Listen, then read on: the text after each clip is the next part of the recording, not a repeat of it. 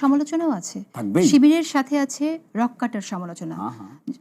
So এইটাকে আপনি কিভাবে খণ্ডন করবেন এবং কেন? আমি একটা ভিডিও দেখছিলাম, সেখানে আপনি ছাত্রদের উদ্দেশ্যে বলছিলেন যে কিভাবে ভালো ছাত্র হতে হবে, ফাঁকি না দিয়ে ঘুম থেকে উঠে পড়ালেখা করতে হবে, কিন্তু তারপরও এই যে রক কাটার যে সংস্কৃতি ইসলামী ছাত্র শিবিরের ভেতরে আছে, এটাকে আপনারা ঠেকাতে পারলেন না কেন?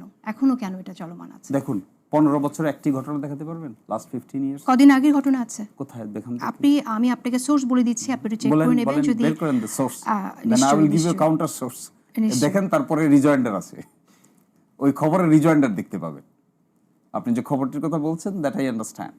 এবং এই যে একটা কথা আপনি বললেন, আমি আপনাকে বলে দিলাম যে আপনি রিজয়েন্ডারটা আমাদের হাতে আসেনি, আপনি দিলে আমাদের জন্য ভালো হবে। যুবদল নেতাকে রক কেটে হত্যা, জামাত শিবিরের 8 জনের নামে মামলা, 2 জানুয়ারি 2025-এর খবর। এই যে খবর একটা দেখলেন, এই যে খবর দেখলেন না, খবর দেখে আপনি কি করলেন? একটা স্পেসিফিক অফেন্সের এলিগেশন দিলেন, রাইট?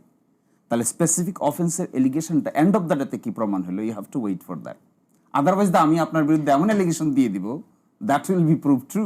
প্রাইমারিলি কোনো এলিগেশন যখন আসবে, আপনি যে কটা ঘটনা, এটা নিয়ে একটি মামলাও হয়েছে, বৃহস্পতিবার মামলা দায়ের করেছেন নিহতের বোন রুমি, অলরেডি মামলা হয়েছে। আপনি আমাদের দেশের গায়েবী মামলার কথা দেখেননি?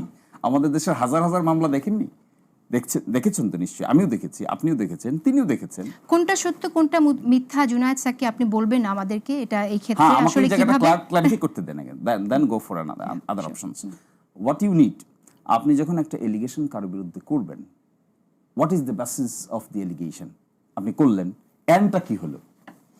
আমাকে দেখতে হবে যে এন্ড রেজাল্টটা কি হলো। সত্যিকার অর্থেই কারো রক কাটার ব্যাপারে যদি আমি কোনো মামলা করে থাকি, শেষ পর্যন্ত যদি আদালতের খালাস প্রমাণিত হয়, then what would be the result?